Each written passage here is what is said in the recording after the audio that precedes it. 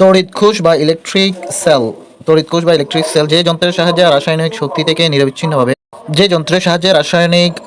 থেকে নিরবিচ্ছিন্নভাবে তড়িৎ শক্তি পাওয়া যায় তাকে তড়িৎ কোষ বলে।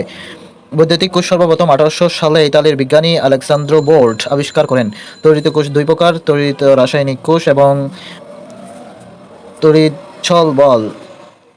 তড়িৎ রাসায়নিক কোষ যেই তড়িৎ কোষে রাসায়নিক শক্তি বৈদ্যুতিক শক্তিতে রূপান্তরিত হয় তাকে তড়িৎ রাসায়নিক কোষ বা ড্যানিয়েল বা গ্যালভানিক সেল বলে।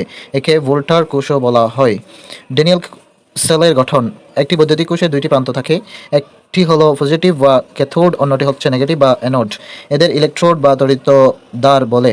এই দুইটি ইলেকট্রোড বা তড়িৎদ্বার উপযুক্ত দুইটি তড়িৎ বিশ্লেষ্য দ্রবণে নিমজ্জিত হয়ে গ্যালভানিক কোষ বা ড্যানিয়েল কোষ তৈরি করা হয়।